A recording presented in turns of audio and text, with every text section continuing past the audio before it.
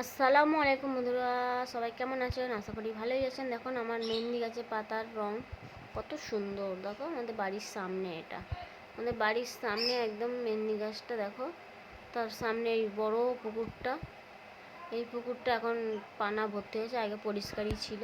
অনেক ছোটোবেলা থেকে শখ ছিল যে আমি একটা মেহেন্দি গাছ হবে।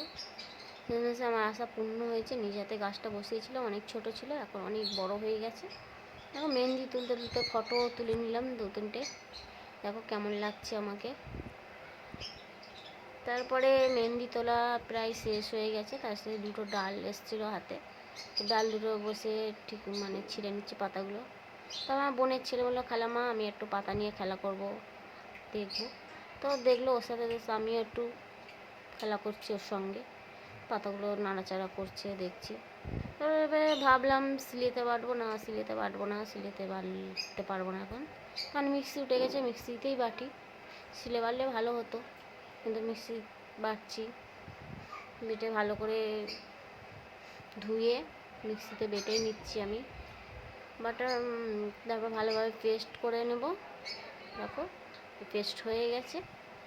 এক হাতে ভিডিও করছি, এক হাতে কাজও করছি, হচ্ছে না ঠিকঠাকভাবে। পেস্ট হয়ে গেছে,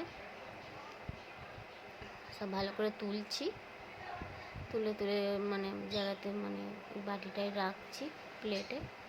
তবে দেখো আস্তে আস্তে আমি হাতে লাগাবো। দেখো কত সুন্দর মেহেন্দি। আর মেহেন্দি খুব পছন্দের জিনিস মেহেন্দি, খুবই পছন্দ। ছোটোবেলায় তখন অবস্থা ভালো ছিল না, তখনই সবাই পড়তো, দেখতাম, ইচ্ছা হতো। কিন্তু ভেবেছিলাম আমি একটা নিজে গাছই বসাবো, গাছই বসে নিয়েছি। যখন বড় হয়ে গেছে, যখন ঘরের গাছ যখন ইচ্ছা তখনই পড়ি। না, পাতা মেহেন্দি আমার ফেভারিট, আমি টিউব মেহেন্দি পড়ি না। অনেক দিন হয়ে গেল, আমি হাত খালি খালি লাগছে, সাদা সাদা হয়ে রয়েছে, তাই পরেই নিলাম। নখের রঙগুলো উঠে গেছে। তো 2 ঘন্টা রেখে মেহেন্দিটা তুলে দিচ্ছি। দেখো কত সুন্দর লাল হয়েছে, কিছুই দিইনি, শুধু পাতা পেস্ট করা। দেখো পাতা মেহেন্দির কত সুন্দর রঙ। এখন অরেঞ্জ লাগছে, পরে আস্তে আস্তে হাওয়া যত লাগবে তত লাল হবে আরও। কত সুন্দর দেখো ওই হাতে। তবে দেখো কত সুন্দর লালটা এসছে। কেমন হয়েছে বন্ধুরা সবাই জানাবে। এটা তোমাদের সাথে শেয়ার করলাম, কেমন হয়েছে কমেন্ট করে বলবে।